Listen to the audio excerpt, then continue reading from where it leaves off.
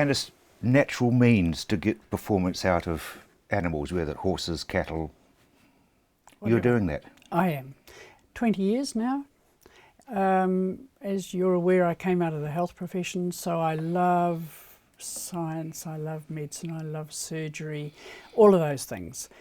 But we are actually made up of cells, and these cells are all vibrating at a different speed. So I stepped into a process out of the USA, which deals with how to balance these cells in the body. Does mean that you have to yourself work with yourself so that you're calm within and you leave all your personal garbage behind. That for many people is a major issue. The other thing that you cannot focus on whilst you're doing this work is money. So economics needs to move to one side to be able to do this work, because you're focusing on bringing the animals back into balance at a cellular level. So that affects the endocrine system and right through the cellular body. If an animal is injured, for example, the energy field which expands from the body contracts and leaves that part of the body, the leg of a jumping horse, for example, which continually hits a rail. That leg then becomes exposed and it hits the rail, and it hits the rail more often, because the structure which surrounds the body all the time in health is a protector. So animals are much smarter than many people give them credit for. Economics needs to go to one side. If people want maximum health, maximum ability to breed well, whatever it is they're working with, or in some of my cases, de-stressing animals which are being used in a world breeding program. Because if they're under stress, is the absolute final straw that breaks the camel's back for people and for animals. Animals store it in the heart. We store it differently. So if they are like that, then these structures collapse. Their whole endocrine structure doesn't work properly. Basically, things are closed down, so they are out of balance at every level at a cellular. So you bring that back, and animals are quicker than humans because they don't forget anything. So that person they don't like, they will always not like. That dog that's been kicked by somebody on a motorbike, when it hears an engine of the same tone, it remembers. And so that's why we need to be much broader in our thinking about when we're working with all animals, no matter what. It's interesting that you're teaching people how to do this. Yeah, I am. Because really the time is. I mean, now is the time, and people are paying more attention to their animals. Some people. I mean, the other morning I was working with endurance horses, and the lady said to me, "Can I bring my sceptical friends?" Well, you know, you built a grandstand. Absolutely perfect. I had an absolutely delightful morning. So not only did I demonstrate on a person, I then demonstrated on a horse. And the result is that these people have all gone, now I understand, and they've come on board, and some people want to do a human workshop, so I've referred them.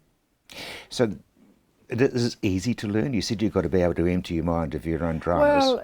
Well, yes, you do, but that takes time. That is not something that happens overnight. I mean, you know, people are drama-driven. I mean, it doesn't matter where you look. People are drama-driven. People are drama-driven, and they spend 75% wallowing around in their emotional state, which is singularly unhelpful. Whereas if they can clear that, move on, learn from it, move, then they leave space for a whole lot more information. If it's not there, it's in their mental state. And it does affect the physical.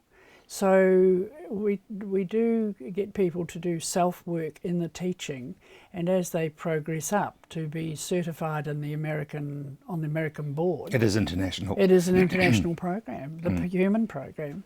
International program, many hospitals have it fully integrated. Scripps San Diego, fully integrated through the entire hospital for a series of reasons. A, they see these major results. The only thing the accountants are interested in the dropping of finance. So I can say right here and now that there is a pilot program going on here which is just starting in the bone marrow transplant unit.